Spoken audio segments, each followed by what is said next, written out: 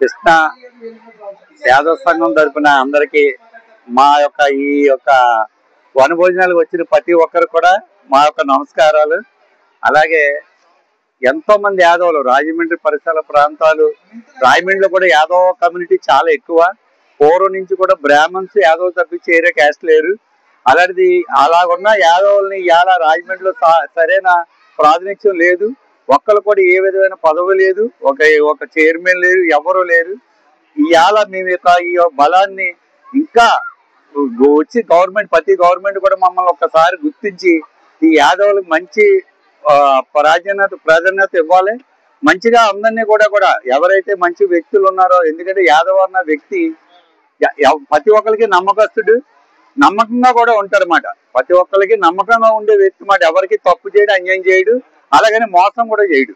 అలాంటి వ్యక్తులు వీళ్ళందరూ మా కులం అంతానే. అందుకని మా యాదవులను గుర్తిస్తారని ప్రతి పార్టీ కూడా యాదవులకి సరైన టికెట్ గాని ఇవ్వకపోతే రేపొద్దున్న ఫర్దర్ గా వచ్చే ఎలక్షన్ లో చాలా గట్టిగా పోరాడతామని మనస్ఫూర్తిగా కోరుకుంటూ సెలవు తీసుకుంటున్నాను. ఈరోజు రాజమహేంద్రవరం శ్రీకృష్ణ యాదవ్ సంక్షేమ సంఘం ఆధ్వర్యంలో పెద్ద ఎత్తున ఈరోజు వన సమారాధన కార్యక్రమం జరుపుకుంటున్నారు. ఈ యొక్క కార్యక్రమానికి వివిధ గ్రామాల నుండి, రాజమహేంద్రవరం నగరం నుండి, అనేక ప్రాంతాల నుంచి వేలాదిగా స్త్రీలు, పురుషులు, పెద్దలందరూ కూడా ఈ యొక్క కార్తీక వన మహోత్సవ కార్యక్రమంలో పాల్గొనడం జరిగింది. ముఖ్యంగా ఈ రాష్ట్రంలో యాదవులకి రాజకీయంగా, సామాజికంగా, ఆర్థికంగా, విద్యాపరంగా మరి గత స్వాతంత్రం వచ్చే నాటి నుంచి నేటి వరకు కూడా అన్ని రంగాల్లో కూడా ఓటు బ్యాంక్ గా వాడుకుంటున్నారు తప్ప యాదవులకి రాజ్యాధికారంలో భాగస్వామ్యం కల్పించడంలో అన్ని ప్రభుత్వాలు కూడా విఫలం చెందాయి. కాబట్టి ఇప్పటికైనా మా యొక్క జనాభా దామాషా ప్రకారం ఖచ్చితంగా మాకు రావాల్సినటువంటి వాటాని రాజకీయంగా అన్ని పార్టీలు కూడా ఆలోచించి యాదవులకు న్యాయం చేయాలని చెప్పేసి, లేని పక్షంలో భవిష్యత్తులో మరి యొక్క పార్టీలు ఆలోచన చేసుకోవాలి. మరి యాదవులు ఏ విధంగా పయనించబోతారో ఒకసారి ఆలోచన చేయాలి. ఇప్పటికే మరి 79 సంవత్సరాలు స్వాతంత్రం వచ్చి కూడా అయినప్పటికీ కూడా జనాభా దామాషా ప్రకారం యాదవులకి అన్ని రంగాల్లో కూడా పూర్తిగా మరి వెనకబడి ఉన్నారు. కాబట్టి ఈరోజు యాదవులు విద్యాపరంగా కానివ్వండి, అదేవిధంగా మరి వృత్తిపరంగా కూడా గ్రామీణ ప్రాంతాల్లో 80% మంది ఉంటూ ఉంటారు పశువుల కాపర్లుగా. దానివల్ల విద్య లేకపోవడం వల్ల ఈరోజు వెనకబడిపోయారు. కాబట్టి ఇప్పటికైనా ఈ వర్గాల్ని మరి ముందుకు తీసుకురావాల్సిన బాధ్యత ఉంది. ఈ సమాజానికి సేవ చేసే కులం ఏదంటే యాదవ కులం. పాలు, పెరుగు, నెయ్యి, వెన్న, మాంసం ఇటువంటి ఈ రోజు అన్ని వర్గాల ప్రజలు ఆరగిస్తున్నారంటే అది కేవలం మరి ఎండనక, వాననక, రాత్రనక, పగలనక అడవుల మరి తిరిగి మరి యొక్క పశువుల్ని పోషిస్తున్నటువంటి ఈ కులాన్ని ఆదరించవలసిన బాధ్యత ప్రభుత్వాల మీద ఉందని చెప్పేసి ఈ సందర్భంగా ప్రభుత్వాలు డిమాండ్ చేస్తారు. శ్రీకృష్ణ సంక్షేమ యాదవ సంఘం తరఫున ఈ కార్యక్రమం చేయడంలో యువకులుగా అనేక మంది యువకులు దీనికి ప్రాతినిధ్యం వహించి ఎంతో తమ ఇంట్లో పనులు కూడా ఆపుకొని కష్టపడి ఈ శ్రమ కూర్చి ఇంత కార్యక్రమాన్ని నిర్వహించిన మా సోదర యూత్ అందరికి కూడా నేను కృతజ్ఞత తెలియపరుచుకుంటా ఉన్నాను. అలాగే నేడు చూస్తున్న ఈ జనసందోహాన్ని చూసిన తర్వాత మా అందరికీ కూడా మాలో విశ్వాసం మరింత పెరిగి రాజకీయ నాయకులకి మా సత్తా ఇదని చూపెట్టగలిగిన స్థాయి ఒకసారి వచ్చిందని చెప్పేసి మరొకసారి మనవి చేసుకుంటూ నేను అందరి దగ్గర సెలవు తీసుకుంటాను. అందరికీ నమస్కారం అండి. నా పేరు మరుకుత్ రవి యాదవ్. గ్రేటర్ రాజమహేంద్రవరం శ్రీకృష్ణ యాదవ్ సంక్షేమ సంఘం అధ్యక్షుడిగా పనిచేస్తున్నాను. ఈరోజు యాదవ్ వన సమారాధన, కార్తీక వన సమారాధన ఎంత ఘనంగా జరిగినందుకు యాదవ్ సోదరు మనులందరూ ఎంతో ఉత్సాహంగా వచ్చి ఈ కార్యక్రమాన్ని జయప్రదం చేసినందుకు యాదవులకు అందరికీ పేరు పేరున ప్రత్యేకంగా ధన్యవాదాలు తెలియపరుచుకుంటున్నాను. మా ఆహ్వానాన్ని మన్నించి మా యాదవ్ సోదరులు రాష్ట్ర స్థాయి నాయకులు కానీ, జాతీయ స్థాయి నాయకులు కానీ, లోకల్లో ఉన్న నాయకులు కానీ, జిల్లా స్థాయి నాయకులు కానీ అందరూ వచ్చి ఎవరి వంతు వారు కష్టపడి ఈ కార్యక్రమాన్ని జయప్రదం చేయడానికి వారి కృషి ఎనలేనిది, వెలకట్టలేనిది. వారికి కూడా నా ధన్యవాదాలు తెలియపరుచుకుంటున్నాను. అలాగే ఈ వన సమారాధనకి డే 1 నుంచి ఈ రోజు వరకు కష్టపడిన యాదవ్ పెద్దలందరూ, యాదవ్ యువత, యాదవులు అందరూ కలిపి దీని మీద ఒక 50 మంది పూర్తి స్థాయిలో పనిచేసి ఇంత ఘనంగా జరిపించినందుకు వారికి కూడా ప్రత్యేకమైన ధన్యవాదాలు తెలియపరుచుకుంటున్నాను. ఈ ప్రభుత్వాలు ఏది వచ్చినా క్షేత్రస్థాయిలో యాదవులు పడుతున్న ఇబ్బందులు కానీ వారికి ఉన్న సమస్యల పట్ల కానీ ఏ విధమైన స్పందన ఉండలేదు. యాదవులను ఓటు బ్యాంక్ కిందనే చూస్తున్నారు కానీ యాదవులకు సముచితమైన స్థానం కల్పించాలి, రాజకీయంగా కానీ ఆర్థికంగా కానీ విద్యాపరంగా కానీ ఉన్నతమైన స్థానంలో ఉంచాలన్న ఆలోచన యాదవుల్లో ప్రభుత్వాలు ఏమీ పట్టించుకోవట్లేదు. పాలకులు దీన్ని గ్రహించాలి. ప్రభుత్వంలో పనిచేస్తున్న రాజకీయ నాయకులు ఎవరైతే మంత్రులు ఉన్నారో, ఎమ్మెల్యేలు ఉన్నారో, ఎంపీలు ఉన్నారో యాదవులు క్షేత్రస్థాయిలో ఎంత ఇబ్బందులు పడుతున్నారు, వారికి ఏ రకంగా మనం సహకారం చేయాలి, వారికి ఏ రకంగా చేస్తే మేలు జరుగుతుంది, వాళ్ళ కులవృత్తి పరంగా పైకి తీసుకురావడమా, లేదా వ్యాపార పరంగా పైకి తీసుకురావడమా, లేకపోతే విద్యాపరంగా పైకి తీసుకురావడమా, అలాగే రాజకీయ పరంగా కొంతమంది రాజకీయాలు ఇంట్రెస్ట్ ఉంటుంది, వారిని రాజకీయంగా తీసుకురావడం అనేది యాదవ్ రాజకీయ నాయకులు కూడా మరి ప్రత్యేకంగా విజ్ఞప్తి చేస్తున్నాను. వారు తగ్గట్టుగా మనం ఆలోచన చేసి ప్రభుత్వానికి విజ్ఞప్తి చేయాలి. వాస్తవంగా బీసీ సామాజిక వర్గంలో 1-2 స్థానాల్లో జనాభా లిస్టులో యాదవ్ సామాజిక వర్గం ఉంది. కాకపోతే యాదవ్ సామాజిక వర్గాన్ని 5-6 స్థానాలకు తోసేసి తక్కువ జనాభాగా చూపించి తీవ్రమైన అన్యాయం చేస్తున్నారు. దీన్ని యాదవ్ పెద్దలు రాష్ట్ర స్థాయిలో నాయకులు కానీ జాతీయ స్థాయిలో ఉన్న నాయకులు కానీ ఎవరైనానో దీని మీద పరిశీలించి పరీక్షించి ప్రభుత్వానికి ఒక విజ్ఞప్తి, రాష్ట్ర వ్యాప్తంగా మనం ఎంతమంది ఉన్నాం అనేది క్లియర్ గా రిపోర్ట్ ఇవ్వాలని చెప్పి ఆ రిపోర్ట్ యాదవ్ సంఘాల ద్వారా ప్రజలకు కూడా తెలియపరచాలని చెప్పి వారిని కోరుకుంటున్నాను. Thank you. ఈరోజు రాజమండ్రి లాలాచెరువు నందు ఉన్న పుష్కర వనం దగ్గర శ్రీకృష్ణ యాదవ్ సంక్షేమ సంఘం ద్వారా ఆధ్వర్యంలో యాదవ కార్తీక వన సమారాధన చాలా అత్యంత అంగరంగ వైభవంగా జరిగింది. ఈ కార్యక్రమానికి సుమారు 10 నుంచి 12,000 దాకా జనం హాజరయ్యారని అంచనా. ఇటువంటి కార్యక్రమం అంతా కలిసి యూనిటీగా చేయడం వల్ల సక్సెస్ అయిందని చెప్పి అందరూ అభిప్రాయపడుతున్నారు. కావున యాదవులంతా ఐక్యంగా ఉండి భారీ మెజారిటీతో ఇంత ఐక్యంగా చేయడం చాలా ఆనందకరంగా ఉంది. అలాగే భవిష్యత్తులో అందరం కలిసికట్టుగా ఉండి సంఘాన్ని ముందుకు తీసుకెళ్తామని ఆశిస్తున్నాం. రాజమహేంద్రవరం శ్రీకృష్ణ యాదవ సంక్షేమ సంఘం ప్రచార కార్యదర్శిగా టి శ్రీనివాస్ యాదవ్ మాట్లాడుతున్నాను. ఈ రోజు జరిగిన యాదవ్ వన సమారాధన చాలా ఘనంగా జరిగింది. సుమారు 12,000 మంది వచ్చారు. మేము 15,000 ఎక్స్పెక్ట్ చేశాము, ఇంకా కూడా వస్తారు. ఇది ఎందుకు ఇంత ఘనంగా సాధించామంటే ఐక్యంగా అందరూ చేయడం వల్ల, మేము అందరూ కలిసికట్టుగా ఈ కార్యక్రమం చేయడం వల్ల సక్సెస్ అయ్యాము. మేము పిలిచిన ప్రతి నాయకుడు కూడా అన్ని పార్టీల నుంచి, అన్ని ఎంపీలు, మాజీ ఎమ్మెల్యేలు అందరూ వచ్చారు. ఏ విధమైన వివాదాలు లేకుండా అందరూ ఒక అన్నదమ్ముల్లాగా రాజమండ్రిలో యాదవులు గతంలో ఎంత బలంగా ఉన్నారో ఇప్పుడు చేసి చూపించాము. భవిష్యత్తులో కూడా ఇలాగ కలిసి ఉంటాము.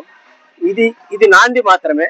దీని ద్వారా మేము రాజకీయంగా ఎదగాలని, పార్టీల్లో మా యాదవ్ జాతికి పదవులు సాధించాలని ఆకాంక్షిస్తున్నాం. ఎందుకంటే 44 సంవత్సరాల సుదీర్ఘ చరిత్రలో అనేక కుటుంబాలని, అనేక వృత్తుల వారిని చూస్తున్నా, ఆరోగ్యం చిత్రమైన తర్వాత సహకరించే వాళ్ళు లేని ఇబ్బందుల్లో పడుతున్న వాళ్ళని చూస్తున్నాం. అందుకని ఈ రోజున పూజ్యులు చంద్రబాబు నాయుడు గారు ముఖ్యమంత్రి సహాయం నుంచి భారీగా సహాయం చేస్తూ ఉన్నారు. ఇట్లా భారతదేశంలో ఏ రాష్ట్రంలో లేని విధంగా సిఎంఆర్ రిలీఫ్ నుంచి భారీగా సహాయం చేస్తున్నారు. వృత్తులు కాపాడడం కోసం మళ్ళీ ఆదరణ పనిముట్ల కార్యక్రమం మొదలవుతుంది. మనకు కూడా వృత్తిపరంగా యాదవ సంక్షేమ సంఘాన్ని ప్రారంభించారు. దానికి కూడా నిధులు కేటాయింపు చేసి స్వయం ఉపాధి లభించేలాగా చేసే లక్ష్యంలో ముందుకు సాగుతున్నాం. ఇవాళ ఒకటే చదువుకొని బయటకు వస్తున్నారు రా గ్రాడ్యుయేట్స్. ఏం చేయాలో తెలియటంలా, ఉద్యోగం లేదని మనం వెంపర్లాడుతున్నాం కానీ ఎలా సంపాదించాలని తెలియటంలా. అందుకనే ఇవాళ స్కిల్ డెవలప్మెంట్ సెంటర్లు వస్తున్నాయి. చంద్రబాబు నాయుడు గారు ఈ గత 15 నెలలుగా కష్టపడి అనేక పరిశ్రమలు తెస్తున్నారు. రాబోయే 2 ఏళ్లలో దాదాపుగా 20 లక్షల ఉద్యోగాలు ఇవ్వాలన్న లక్ష్యంలో ముందుకెళ్తున్నాం. ఈ మధ్యనే 16,000 టీచర్ పోస్టులు కూడా మనం భర్తీ చేసుకున్నాం. 6,000 కానిస్టేబుల్ పోస్టులు భర్తీ చేసుకున్నాం. 3 లక్షల పోస్టులు మనం భర్తీ చేసి ముందుకెళ్తున్నాం. రాబోయే రోజుల్లో ఉపాధి దొరకాలి, ఉద్యోగాలు లేవనే ఆలోచన నుంచి ఉద్యోగం కల్పించుకునే విధంగా స్వయం ఉపాధి లభించేలాగా మనం చేసుకోవాల్సిన అవసరం ఉంది. ఇవాళ మన జాతి ఐక్యతగా ఉండాలి, కలిసికట్టుగా ఉండాలి. సమాజంలో నేను ఇవాళ చాలా చోట్లకి వెళ్ళాను. చాలా చోట్ల మన సోదర ఇతర సంఘాల్లో కూడా కలిసాం.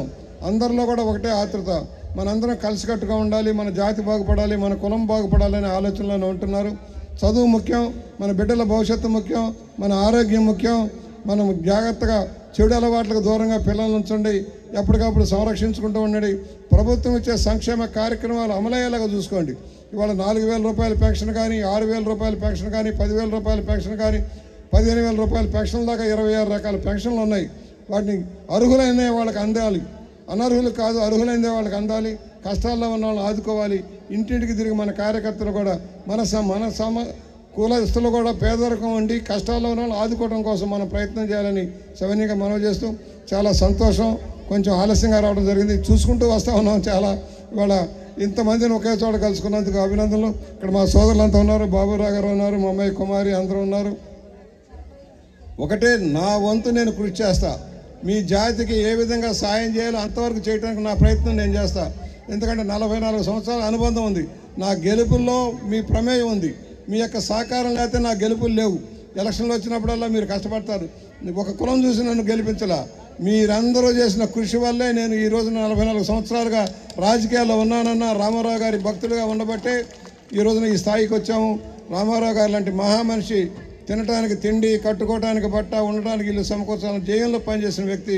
సమాజ స్థాపన, పేదరిక నిర్మూలన లక్ష్యంగా మనం పనిచేస్తూ ఉంటాం. మనందరం కలిసికట్టుగా ముందుకు సాగుదాం. మన పరిపాలన చేసినటువంటి కులం యాదవ్ కులం.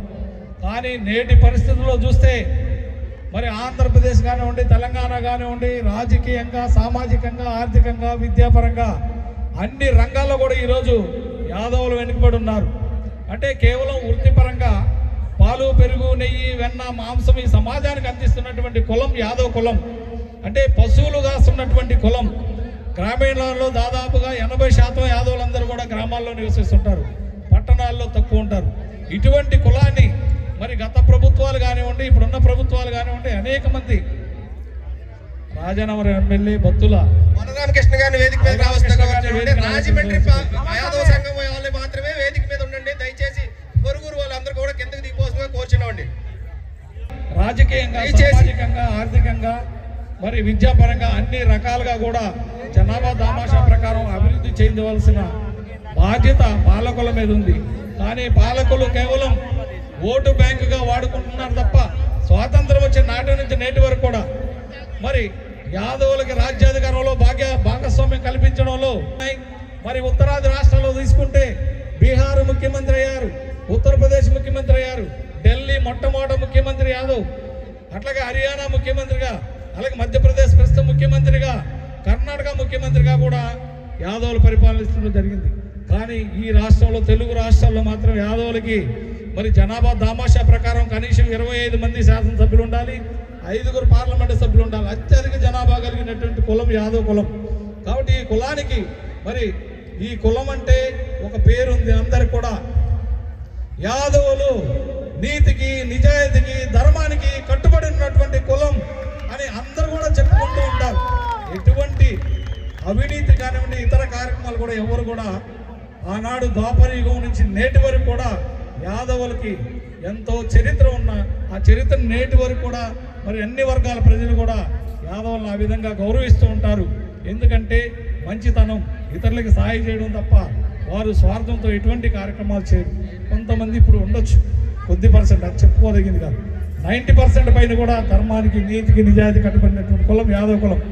ఈ కులాన్ని మరి ఖచ్చితంగా ప్రభుత్వాలు నామినేటెడ్ పదవుల్లో కానివ్వండి, అన్ని రకాలుగా కనీసం ఎమ్మెల్యే, ఎంపీగా సీట్లు ఇవ్వకపోయినా కనీసం జనాభా దామాషా ప్రకారం ఈ కులానికి ప్రభుత్వాలు ఖచ్చితంగా న్యాయం చేయవలసిన అవసరం ఉందని చెప్పేసి కూడా ఈ సందర్భంగా తెలియజేస్తూ మరి ఈరోజు జరిగింది కార్యక్రమానికి రావడం అనేది ప్రత్యేకంగా మేడంకి ధన్యవాదాలు తెలియజేస్తూ, ఈ అవకాశం ఇచ్చిన పెద్దలందరూ కూడా పేరు పేరున ధన్యవాదాలు తెలియజేస్తూ, ఒక్కసారి అందరం కూడా ఆ కృష్ణ భగవానుడు మంత్రంతో అందరం కూడా పఠిద్దామని చెప్పేసి నేను ఏ విధంగా చెప్తానో మీరందరూ ఆ విధంగా పలకండి. 2 చేతులు పైకెత్తండి, నిల్చోవాలి, అందరూ నిల్చోవాలి, అందరూ నిల్చోండి.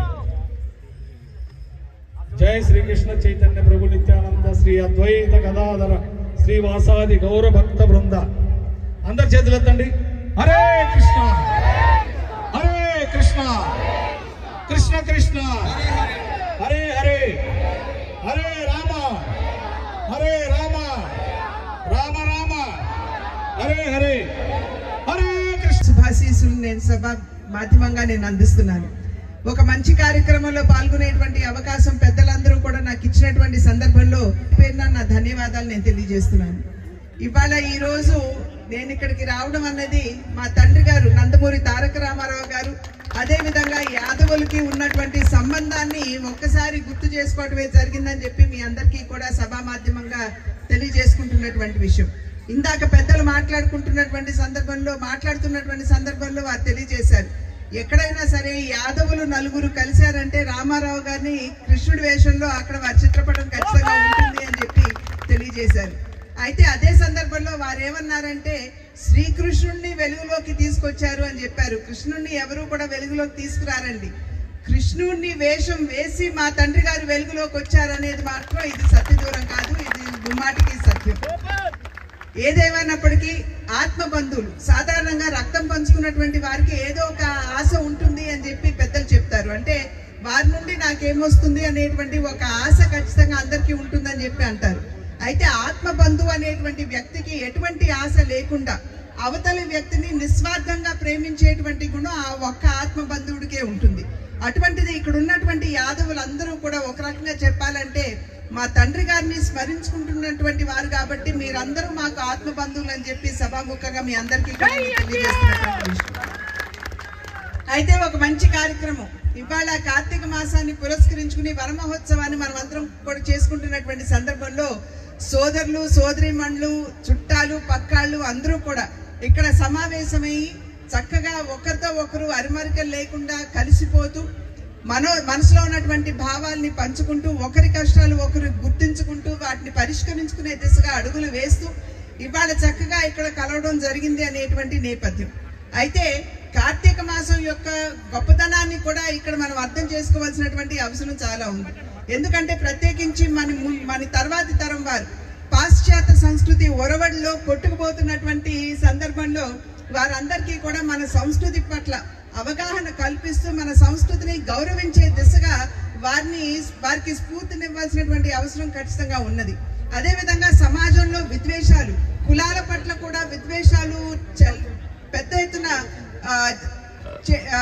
ఉన్నటువంటి సందర్భంలో మన బిడ్డలకు కూడా కార్తీక మాసానికి ఉన్నటువంటి ప్రాధాన్యతను తెలియజేస్తే ఖచ్చితంగా వారు సమసమాజ స్థాపనకి కృషి చేసేటువంటి అవకాశం ఉంటుంది.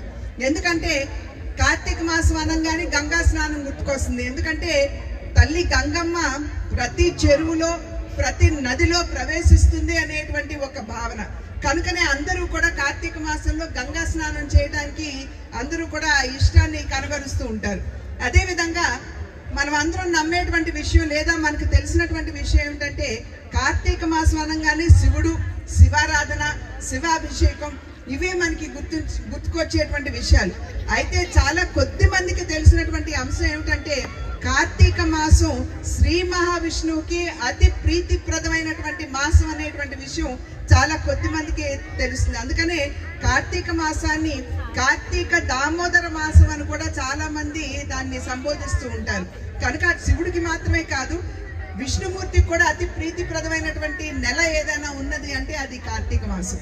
కనుకనే కులాల మధ్య మతాల మధ్య వైషమ్యాలు కాదు, మనం కలిసి ముందుకు వెళ్ళాలి అనేటువంటి భావన కల్పించేటువంటి నెల మనకి ఏదైనా ఉన్నది అంటే కార్తీక మాసం.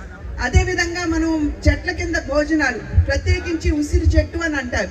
ఎందుకంటే ప్రాణవాయువు ఎక్కువగా ఉసిరి చెట్టు నుండి వీస్తున్నటువంటి గాలి మనకు అందిస్తుంది. కాబట్టి ఆ చెట్టు కింద కనుక మనం భోజనం చేసినట్లయితే మన ఆరోగ్యం మీద దాని యొక్క మంచి ప్రభావం ఉంటుంది అని చెప్పి పెద్దలు చెప్తారు. అయితే ఇది కేవలం ఏదో చెట్టు కింద భోజనం అన్నట్లు కాకుండా ప్రకృతితో మనకున్నటువంటి అవినాభావ సంబంధాన్ని గుర్తు చేసేటువంటి నెల ఈ కార్తీక నెల. ప్రకృతిని కనుక మనం కాపాడుకున్నట్లయితే ఏ విధంగా ఉసిరి చెట్టు నుండి వచ్చేటువంటి ప్రాణవాయువు మనకి ఆరోగ్యాన్ని ప్రసాదిస్తుందో అదే విధంగా ప్రకృతి మనని పరిరక్షిస్తుంది, మనని రక్షిస్తుంది అని చెప్పి చెప్పడానికి ఇది ఒక ఉదాహరణ మాత్రమేనని చెప్పి మనం ఇక్కడ గమనించవలసినటువంటి అవసరం ఉంది. అదేవిధంగా ఇందాక మనం మత సామరస్యాల గురించి మనం మాట్లాడుకున్నాం, కుల సామరస్యాల గురించి మనం మాట్లాడుకున్నాం. ఉసిరి చెట్టు గురించి పెద్దలు చెప్పినటువంటి మాట, ఉసిరి చెట్టు వేళల్లో మరి శ్రీ మహావిష్ణువు ఉంటాడని, అదేవిధంగా ఉసిరి చెట్టు మధ్య భాగంలో శివుడు ఉంటాడని, ఉసిరి చెట్టు కొమ్మల్లో బ్రహ్మదేవుడు ఉంటాడని చెప్పి పెద్దలు మనకి చెప్పినటువంటి మాట. కనుక మనం ఈ కులాలు మతాలు అనేటువంటి విద్వేషాలు కాకుండా మనం అందరం చక్కగా కలిసిమెలిసి ప్రకృతిని గౌరవించుకుంటూ మనం ముందుకు వెళ్ళినట్లయితే చక్కటి సమాజ స్థాపనకి అది నాంది పలుకుతుంది అనేటువంటి విషయాన్ని మన బిడ్డలకి తెలియజేయవలసినటువంటి అవసరం ఖచ్చితంగా ఉన్నటువంటి నేపథ్యంలో కార్తీక మాసాన్ని కేవలం ఏదో ఒక పిక్నిక్ లాగా మనం అందరం ఈ రకంగా కలిసి భోజనం చేసి ఏదో చక్కగా ఆహ్లాదభరితమైనటువంటి వాతావరణంలో సమయాన్ని గడిపి వెళ్ళడం కాకుండా ఇటువంటి విషయాలు ఎప్పుడైతే మన బిడ్డలకి తెలియజేస్తామో వారు రాబోయే కాలంలో ఒక చక్కటి భారతదేశ నిర్మాణానికి పూనుకునేటువంటి భావి తరం నిర్మాణం జరుగుతుంది అనేటువంటి విషయాన్ని గమనిస్తూ ఆ దిశగా కూడా అడుగులు వేయాలి అని చెప్పి అభ్యర్థిస్తూ మీ ఆడపడుచుగా మీ అన్న బిడ్డగా నాకు వేదిక మీద ఈ స్థలాన్ని నాకు ఇచ్చినందుకు మీ అందరికీ కూడా పేరు పేరున ధన్యవాదాలు తెలియజేసుకుంటూ సెలవు తీసుకున్నాను. నమస్కారం. జై హింద్. ఈరోజు ఇంత ఆహ్లాదకరమైనటువంటి వాతావరణంలో మన యాదవ్ సోదరులు అందరూ కూడా అద్భుతమైనటువంటి కార్తీక వన సమారాధన ఏర్పాటు చేసుకుని యాదవ్ కుటుంబం యావత్తు కూడా ఒకే చోట కలిసేలాగా పిల్లలు, బంధువులు, స్నేహితులు, ఆడపడుచులు అందరూ ఒకే చోట కలిసి ఇంత ఆహ్లాదకరంగా కార్తీక వనం రోజును ఏర్పాటు చేసుకోవడం అనేది అద్భుతమైన విషయం. ఈ కార్యక్రమం అంతా ఏర్పాటు చేసిన పెద్దలకి, నాకు ఈ రోజున ఈ స్టేజ్ మీద మాట్లాడడానికి మరియు ఇక్కడికి రావడానికి కారణమైన ఈ పెద్దలకి నా హృదయపూర్వక నమస్కారాలు తెలియజేస్తున్నాను. అలాగే ఇక్కడ విచ్చేసినటువంటి సోదరుల వాళ్ళందరికీ కూడా నా యొక్క నమస్సమాంజలిని కూడా తెలియజేస్తున్నాను. ఇంత అద్భుతంగా, ఇంత చక్కటి వాతావరణంలో, ఇంత ఆహ్లాదకరంగా, ఇంత ఒక కమిట్మెంట్తో, ఒక యూనిటీగా ఇంత మంచి కార్యక్రమం ఏర్పాటు చేసుకోవడం అద్భుతం. దానికి రాష్ట్ర నాయకులు సైతం కూడా ఇక్కడ రావడం, అదేవిధంగా మన గౌరవ పార్లమెంట్ సభ్యురాలు మనందరి సోదరిమణి శ్రీమతి పురంధేశ్వరి గారు, ఇతర పెద్దలు, మనకు ఉన్నటువంటి నియోజకవర్గంలో ఉన్నటువంటి పెద్దలందరూ కూడా వచ్చారు. రాజమండ్రి జిల్లాలో ఉన్న వాళ్ళందరూ వచ్చారు.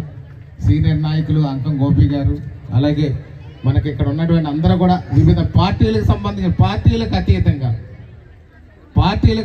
అందరూ ఒకే చోట ఉండి ఇంత అద్భుతంగా ఈ కార్యక్రమం చేస్తున్నందుకు మరొకసారి ప్రత్యేకంగా అభినందిస్తూ, ఇందాక పెద్దలు చెప్పారు రాష్ట్ర నాయకులు వెంకటరావు గారు, యాదవులకి కూసింత ఇబ్బందిగా ఉన్నట్టుగా వారి మాటల్లో నాకు అర్థమైంది. అన్న నందమూరి ఎన్టీ రామారావు గారి కాలం నుండి కూడా వారి తర్వాత స్థానాన్ని యనమల రామకృష్ణుడి గారికి ఇచ్చారు. వారి కుటుంబంలో ముగ్గురు ఇప్పుడు శాసనసభలో ఉన్నారు, ఒకరు పార్లమెంట్లో ఉన్నారు. అదేవిధంగా చూస్తే ఈరోజు పార్థసారథి గారు కూడా చూస్తే గృహ నిర్మాణ శాఖ మంత్రివర్యులుగా కూడా ఉన్నారు. ప్రభుత్వం యాదవులకి పెద్దపీట వేస్తుంది కూటమి ప్రభుత్వం అని చెప్పి ఒకసారి తెలియజేస్తూ, ఇంకా ఇబ్బందులు ఉంటే భవిష్యత్తులో ఇంకా మంచి పదవులు కూడా వచ్చే విధంగా మన నియోజకవర్గంలో కూడా యాదవులకు పెద్దపీట వేస్తున్నాం. యాదవులు లేకపోతే ఏమీ చేయలేమనే విధంగా కృష్ణుడు ఆ రోజు ఏదైతే మన యావత్ భారతదేశానికి ఆయన భగవద్గీతను బోధించారో అలాంటి కృష్ణుడు ప్రతి పార్టీలోనే ఉండాలి.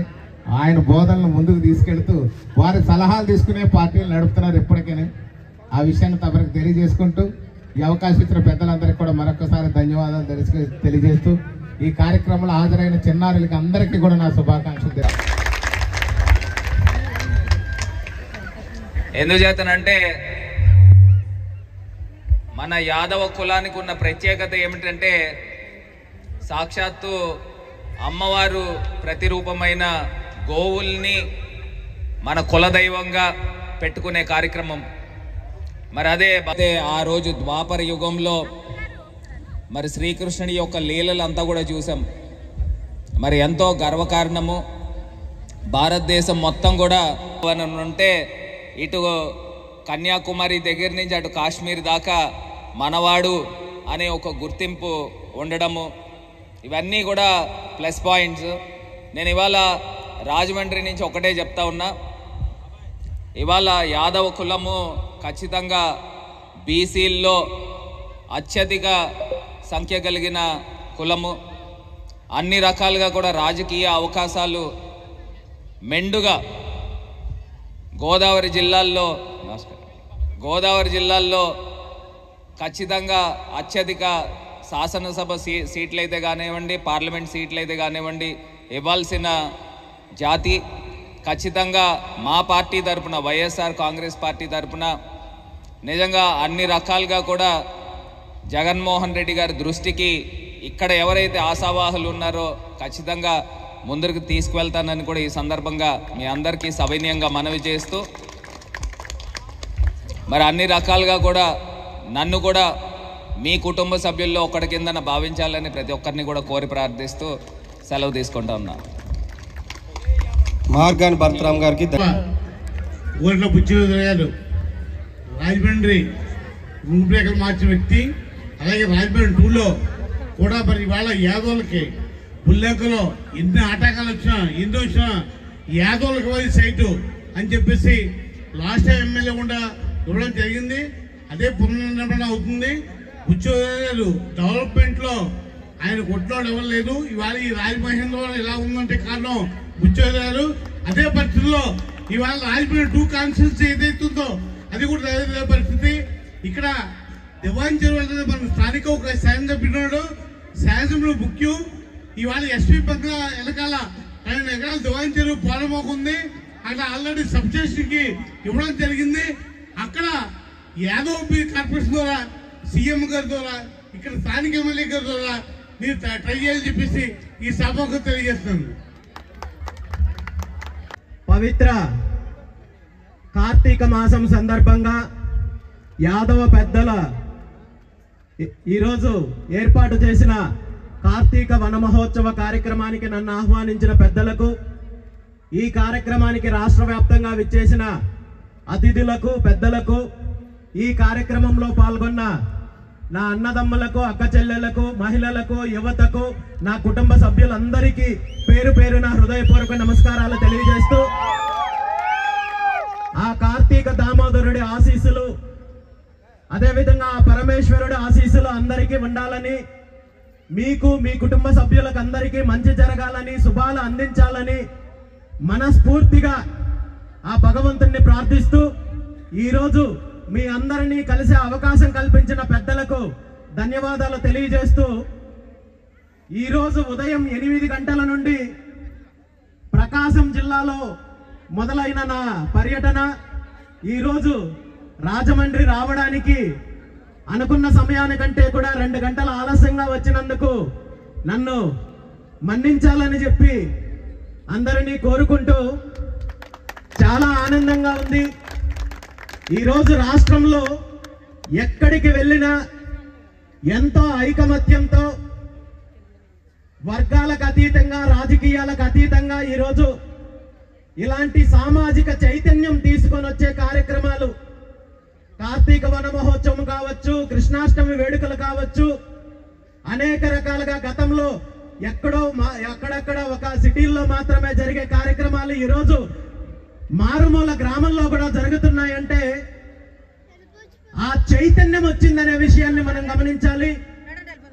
ఇదే చైతన్యము కేవలము ఆధ్యాత్మిక కార్యక్రమాలకో లేదంటే పండుగలకో వేడుకలకో పరిమితం అవ్వకుండా అభివృద్ధి విషయంలో కావచ్చు, అధికారం విషయంలో కావచ్చు, ఆర్థికంగా 40-50 సంవత్సరాల నుండి మన వర్గాల కోసము, అభివృద్ధి కోసము, అధికారం కోసము ఏదైతే పోరాటం చేస్తున్నామో ఆ పోరాటం యొక్క విజయము సాధించడానికి మనకి ఎన్నో రోజుల ముందు లేదు అనే విషయాన్ని ఈ సందర్భంగా మీ అందరికీ తెలియజేస్తూ, ఈరోజు ఈ సందర్భంగా నేను ఒక్కటే చెప్పదలుచుకున్నాను.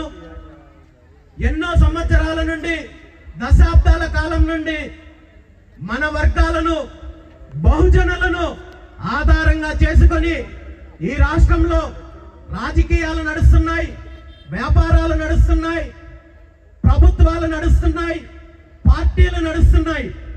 కానీ ఆ అధికారాన్ని అడ్డం పెట్టుకొని, రాజకీయాలను అడ్డం పెట్టుకొని ఈ రాష్ట్రాన్ని, రాష్ట్ర సంపదను, వనరులను విచ్చలవిడిగా దోపిడీ చేస్తున్నారు తప్ప ఈ రాష్ట్రంలో 100-85% ఉన్న మన వర్గాలను అన్ని రంగాలలో అణిచివేయడానికి అందరూ కలిసికట్టుగా ఈరోజు ఏకమయ్యి వాళ్ళు కుట్రలు చేస్తుంటే ఆ అధికారం కోసము, మన హక్కులు సాధించడం కోసము, మన పోరాటానికి విజయం సాధించడం కోసము ఈ రోజు మనలో మనకున్న విభేదాలు పక్కన పెట్టి మనమందరం కూడా ఏకమవ్వాల్సిన అవసరం ఉందని చెప్పి ఈ సందర్భంగా తెలియజేస్తూ, ఇలాంటి సామాజిక కార్యక్రమాలు ఈరోజు ఒక కులం పరంగా, ఒక వర్గం పరంగా చెయ్యడంతో పాటు ఇంకా కుదిరితే రాబోయే రోజుల్లో బీసీ వర్గాలన్నీ కూడా కలిసి, ఏదైతే బహుజనులందరూ కూడా కలిసి ఇలాంటి చైతన్యం తీసుకొని వచ్చే కార్యక్రమాలు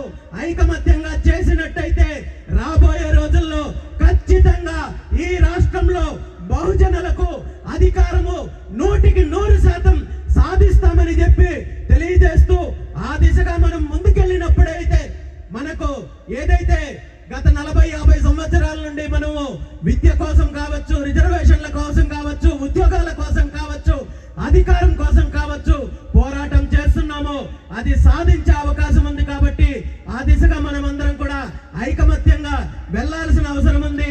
మనకు జరుగుతున్న అన్యాయాన్ని గుర్తించాల్సిన అవసరం ఉంది. మన హక్కులు, మన పైన జరుగుతున్న దోపిడీ, వీటన్నింటినీ అరికట్టాలంటే ఖచ్చితంగా ఈ రాష్ట్రంలో ఒక ప్రత్యామ్నాయ రాజకీయ వ్యవస్థ ద్వారా మనం అధికారాన్ని చేపట్టినప్పుడే అది సాధ్యమవుతుంది. కాబట్టి ఆ దిశగా పోరాటం చేస్తున్నాను.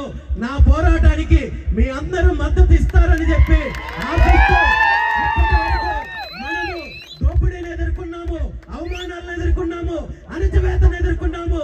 కానీ ఇప్పుడు తిరగబడాల్సిన రోజులు వచ్చింది. ఖచ్చితంగా మనము అధికారంలోకి రావాల్సిన అవసరం వచ్చింది. ఆ దిశగా మనం పోరాటం చేయాల్సిన అవసరం ఉందని చెప్పి ప్రతి ఒక్కరికి కూడా తెలియజేస్తూ, రాబోయే రోజుల్లో ఖచ్చితంగా ఈ రాష్ట్రంలో జరిగే మార్పులకు, ఈ రాష్ట్రంలో బహుజనులకు వచ్చే అధికారం కోసము బీసీవై పార్టీ కావచ్చు, నేను కావచ్చు, పూర్తి స్థాయిలో రాజీ లేని పోరాటం చేస్తానని చెప్పి ఈ సందర్భంగా మాటిస్తూ, నేను మధ్యాహ్నము మంగళగిరి కార్యక్రమంలో ఇదే కార్తీక వన సమారాధన కార్యక్రమంలో పాల్గొంటే అక్కడ కొంతమంది పెద్దలు నా గురించి మాట్లాడుతూ కొన్ని విషయాలు చెప్పారు. రామచంద్ర యాదవ్ గారు పోరాటం చేస్తున్నారు. ఈరోజు మేమందరం కూడా రాజకీయం రుచి చూసాం, కానీ రామచంద్ర యాదవ్ గారు ఇంకా రుచి చూడలేదని చెప్పారు. ఈ సందర్భంగా నేను మీ అందరికీ కూడా తెలియజేస్తున్నది ఏంటంటే, రాజకీయ రుచి నేను చూశాను, రాజకీయాలను నేను ఎదుర్కొన్నాను, రాజకీయ కుట్రలను నేను ఎదుర్కొన్నాను, గత ప్రభుత్వంలో ఎదుర్కొన్నాను, ఇప్పుడు ఎదుర్కొంటున్నాను. కానీ పెద్దలు చెప్పినట్టు నేను అధికారాన్ని చూడలేదు. నిజంగా అధికారం భగవంతుడు ఈ రాష్ట్ర ప్రజలు ఇచ్చిన రోజు మన బ్రతుకులు మారుతాయి. ఈ రాష్ట్రంలో ఉద్యోగస్తుల బ్రతుకులు మారుతాయి, రైతుల బ్రతుకులు మారుతాయి. ఎవరైతే ఈ రాష్ట్రంలో 100-85% ఉన్న బహుజనుల బ్రతుకులన్నీ మారుతాయని చెప్పి, అంతవరకు ఈ పోరాటం కొనసాగుతుందని చెప్పి తెలియజేస్తూ, మరొకసారి ఈ అవకాశాన్ని కల్పించిన పెద్దలందరికీ కూడా ధన్యవాదాలు తెలియజేస్తూ సెలవు తీసుకుంటున్నాను. Thank you very much. సాయంత్రం మీకోసం కార్తీక మాసం సందర్భంగా ఈరోజు రాజమండ్రి శ్రీకృష్ణ యాదవ సేవా సంఘం వారి ఆధ్వర్యంలో జరుగుతున్న కార్తీక వన మహోత్సవ కార్యక్రమానికి విచ్చేయడం జరిగింది. ఈ రోజు ఎంతో ఆహ్లాదకరమైన వాతావరణంతో జిల్లా నలుమూలల నుండి విచ్చేసిన యాదవ కుటుంబ సభ్యులందరినీ కలిసి అవకాశం కల్పించిన పెద్దలకు ప్రత్యేకంగా ధన్యవాదాలు తెలియజేస్తూ, ఈ చైతన్యము, ఈ ఐకమత్యత రాబోయే రోజుల్లో రాజకీయంగా అధికారం దిశగా తీసుకెళ్లి రాష్ట్రంలో ఉన్న బలహీన వర్గాలను, బహుజనులను అందరినీ కూడా ఏకం చేసి ఈ రాష్ట్రంలో ఒక ప్రత్యామ్నాయ రాజకీయ శక్తిగా ఎదగడానికి, ప్రత్యామ్నాయ ప్రభుత్వాన్ని ఏర్పాటు చేసే దిశగా కృషి చేస్తామని చెప్పి, ఆ దిశగా బీసీవై పార్టీని ప్రజల్లోకి తీసుకెళ్లి బలోపేతం చేసే దిశగా ప్రయత్నాలు మొదలు పెడుతున్నామని చెప్పి తెలియజేస్తూ, ఏది ఏమైనా ఈ రాష్ట్రంలో ఉన్న అన్ని వర్గాల ప్రజలు ఈ రెండు దోపిడీ కుటుంబాలు ఏవైతే ఉన్నాయో వీళ్ళ వైపు నుండి వీళ్ళ యొక్క అధికారాన్ని దూరం చేసి ఈ రాష్ట్రానికి, రాష్ట్ర ప్రజలకు ఈ రెండు పార్టీల నుండి విముక్తి కలిగించాల్సిన చారిత్రాత్మకమైన అవసరం ఇప్పుడు వచ్చింది. ఆ దిశగా ప్రజలు తెలుగుదేశం పార్టీ, ఇప్పుడున్న వైఎస్ఆర్ కాంగ్రెస్ పార్టీ ఏవైతే ఉన్నాయో ఈ రెండు పార్టీల నుండి ఈ రాష్ట్రానికి విముక్తి కలిగినప్పుడే ఈ రాష్ట్రానికి మంచి జరుగుతుంది. ఈ రాష్ట్రంలో ఉన్న దోపిడీని అరికట్టడానికి అవకాశం ఉంది. ఈ రాష్ట్రంలో 185% పైగా ఉన్న బలహీన వర్గాలకు అభివృద్ధి కోసమైనా, అధికారం కోసమైనా గత 40 సంవత్సరాల నుండి చేస్తున్న పోరాటానికి ఫలితం వస్తుంది. కాబట్టి ఆ దిశగానే బీసీవై పార్టీ పోరాటం చేస్తుంది, అడుగులు వేస్తుంది. ఖచ్చితంగా ఈ రాజకీయ మార్పు వచ్చే స్థానిక సంస్థల ఎన్నికల నుండి మొదలవుతుందని చెప్పి తెలియజేస్తూ ఈ రోజు ఈ కార్యక్రమానికి నన్ను ఆహ్వానించిన పెద్దలందరికీ కూడా మరొకసారి ధన్యవాదాలు తెలియజేస్తూ సెలవు తీసుకుంటాను.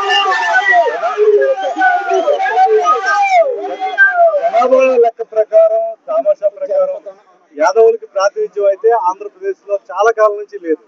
దీని మీద చైతన్యం లేక, ఐక్యమత్యం లేక, ఎందువల్ల మీరు ఆ దిశగా ఏ విధంగా కృషి చేస్తున్నారు? ఖచ్చితంగా రాష్ట్రంలో ఉన్న బీసీలందరినీ కూడా ఏకం చేయడంతో పాటు మిగిలిన వర్గాలు కూడా ఈ రెండు దోపిడీ వర్గాల వల్ల అన్యాయానికి గురవుతున్న అన్ని వర్గాలను ఏకం చేసి రాబోయే రోజుల్లో ప్రత్యామ్నాయ ప్రభుత్వాన్ని ఏర్పాటు చేయడమే బీసీవై పార్టీ లక్ష్యం. అంటే ఆ దిశగా ఎలాంటి కార్యాచరణ మనం తీసుకోబోతున్నాం? ఈ రోజు దీనికి సంబంధించి ఇప్పటికే అన్ని వర్గాలతో చర్చలు జరుగుతున్నాయి. రాష్ట్రంలో ఉన్న బీసీలందరూ కూడా ఏకమవుతున్నారు.